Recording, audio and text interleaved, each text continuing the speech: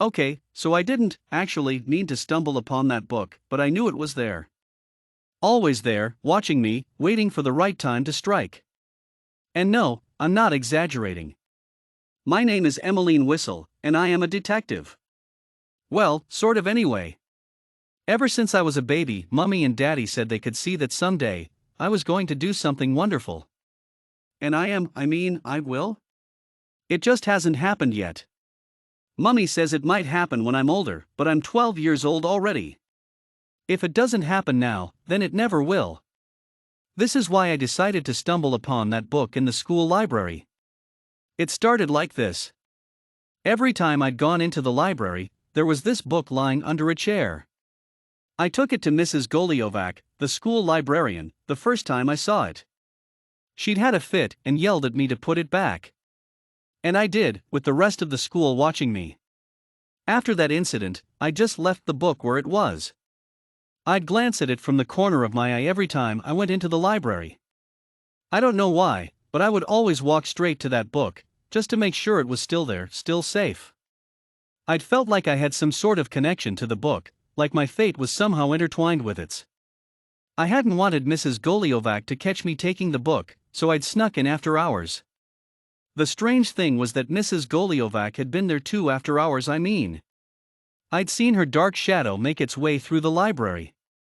The door had been open, so I'd sort of just snuck in.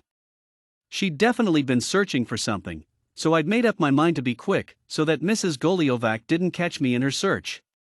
I'd quickly but quietly tiptoed to the chair where the book had been. It was gone. The book was gone, and I wasn't sure what to do.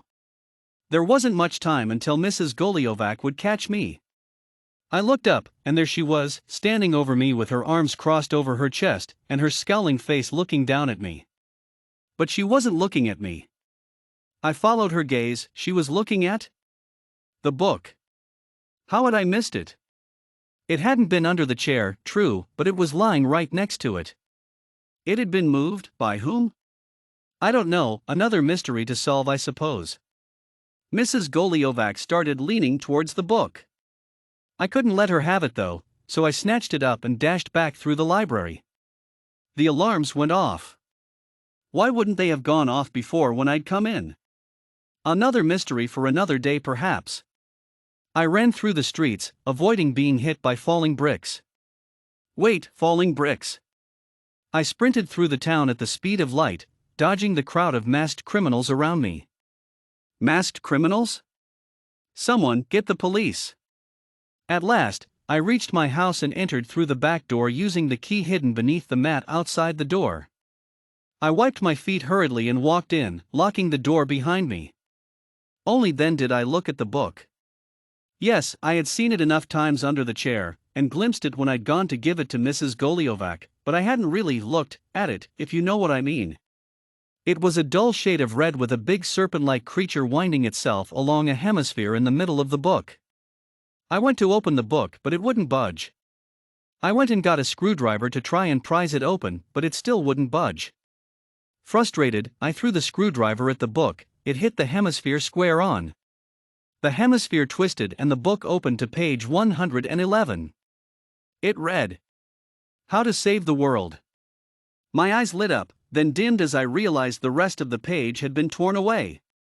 Then my attention was drawn to a little piece of paper that had dropped out of the book as it had opened. It was a letter. I slowly unfolded it. "Dear Genevieve, it has been a while since I've last seen you, and I miss you very much. Are you still working in that library? The one where we first plotted our revenge on the world? I have come to realize that the world is one full of darkness. However, the sun still shines and the moon still rises at night despite this darkness. My dear Genevieve, I ask that you stop this evil plot, for I know I have come to my senses at last, and have realized that it is wrong to kidnap children. Ever since the night our dear child died at the age of 12, you have been keeping all 12-year-olds that walk into your library captive inside the tower which you can only access through your attic walls. Dearest, if you are still continuing on with this treachery after all these years, then I beg you, please stop. If you have already repented for your crimes, then please ignore this letter. My dear Genevieve, I hope to see you again soon. Love, Charles. Someone was keeping 12-year-olds locked up in a tower? How old was this letter? I was 12. Would I be kidnapped too? I turned over the letter to see the post address. Genevieve Goliovac, 5 Shadow Crescent. The rest was blurred, but my eyes were already opened wide in horror. Genevieve Goliovac, the letter read. Mrs. Goliovac, the school librarian. She was a kidnapper? I closed my eyes and prayed a silent prayer, then I got up and peeked out the window. Mrs. Goliovac was walking towards my house holding a flashlight and a giant bird cage. It was so big that I could probably fit inside it.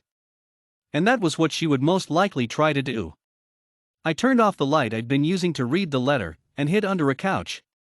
I heard the breaking of glass, and I shrank further back into the shadows. Mrs. Goliovac crept slowly around my house, stopping once or twice to itch her big nose. A fly flew in front of me, and I tried to shoo it away. As I did, I knocked into the leg of the couch, making a loud noise. I froze. Mrs. Goliovac smirked and walked right over to me. She lifted up the couch I was under using only her pinky finger. I screamed as she reached out her bony hands to grab me.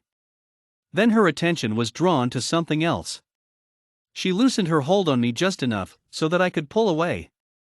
I glanced at what Mrs. Goliovac was looking at, and I realized that it was the letter I had been reading before. She picked it up carefully and read the letter. A tear rolled down her cheek. That's when I made a run for it. Mrs. Goliovac seemed startled as I tried to run. She frantically tried to grab me, but I kept pulling away. Soon though, I felt her hand on my shoulder and I turned to face her. Where did you get this? She asked me. I felt something in me shift towards this woman. I felt almost sorry for her. Then a light turned on, and there stood Mummy and Daddy in their pajamas. Let go of my daughter, cried Daddy, lunging at the frightened Mrs. Goliovac. She clutched the letter tightly to her chest as she made a dash for the door. But Daddy was on his phone, calling the police. Mrs. Goliovac ran outside and straight into a policeman. You're coming with me, he said. Mrs. Goliovac nodded. Only she and I knew what she was thinking.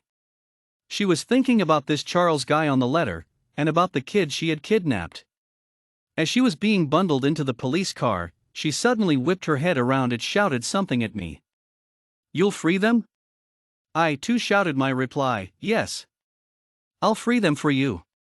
But my thoughts were interrupted by a thump on my shoulder as Daddy reached out to make sure I was okay. Are you hurt? He asked. I shook my head and walked inside.